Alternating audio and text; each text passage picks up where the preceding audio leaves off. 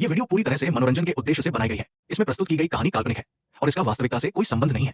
इस वीडियो का उद्देश्य किसी की धार्मिक या सांस्कृतिक भावनाओं को ठेस पहुंचाना नहीं है। ये कहानी पूरी तरह से काल्पनिक और डरावनी है, जिसमें शुरू से लेकर अंत तक एक रहस्य और खौफनाक घटनाएं हैं। ये कहानी है एक शांत शहर की, जो शहर से बाहर जंगल के बीचों बीच एक छोटा सा गांव बसा हुआ था। ये गांव एक बहुत पुराने रेल स्टेशन के पास था, जिसे अब कोई याद नहीं करता था। इस स्टेशन पर एक अजीब बात होती थी। रात के समय ट्रेनें रुकती नहीं थी, लेकिन लोगों को अजीब आवाजें सुनाई देती थी, जैसे किसी ट्रेन के इंजन की आवाज। किसी ने इस पर ध्यान नहीं दिया, लेकिन एक रात कुछ ऐसा हुआ जिसे इस गांव के लोग आज भी नहीं भूल पाए। कहानी के नायक राघव और नीतू दोनों एक युवा जोड़े थे। वे रोमांचक स्थानों पर जाने के शौकीन थे और हमेशा कुछ नया करने की कोशिश करते रहते थे। एक दिन राघव ने नीतू से कहा, क्यों ना हम उस पुराने और भूतिया रेल स्टेशन पर जाएं, जिसे गांव वाले डरावनी जगह मानते हैं। नीतू थोड़ी घबराई, लेकिन राघव की उत्साही बातों से उसे भी लगा कि ये एक रोमांचक अनुभव हो सकता है। राघव और नीतू जब उस पुराने रेल स्टेशन की ओर बढ़े, तो जंगल की घनी सन्नाटे वाली हवा ने उन्हें और भी डरावना महसूस कराया। स्टेशन के पास पहुंचते ही वे दोनों चुप हो गए। वहां एक पुरानी बिल्डिंग खड़ी थी, जो आधी टूट चुकी थी।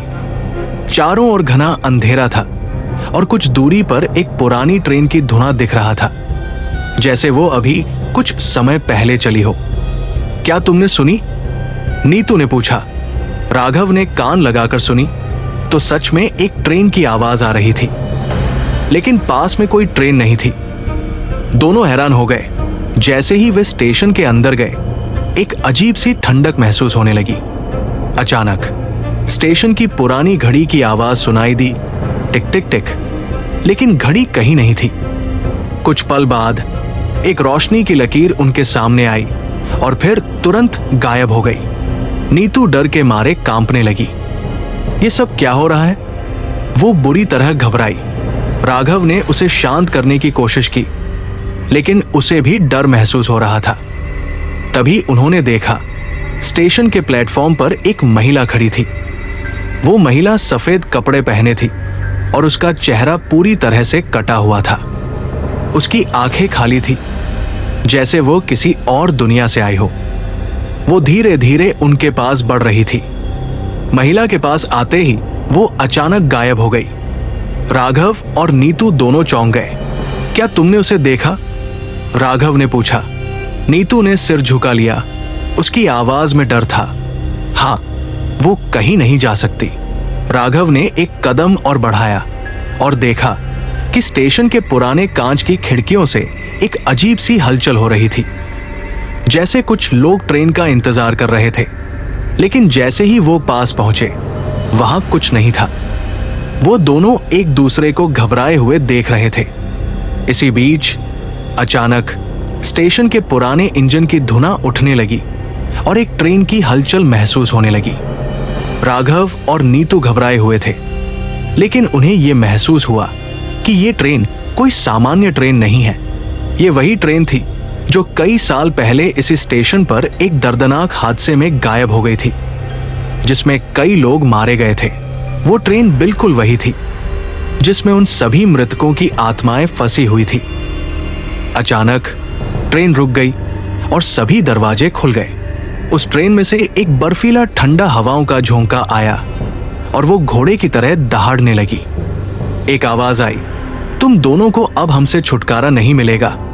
नीतू और राघव की सांसें थम गई। उन्होंने देखा कि उन मृतकों की आत्माएं ट्रेन से बाहर निकलने लगी और उनके हाथों में उन सभी का खून था। उनका चेहरा मुंह से हंसते हुए हर एक आत्मा उन्हें घेरने लगी।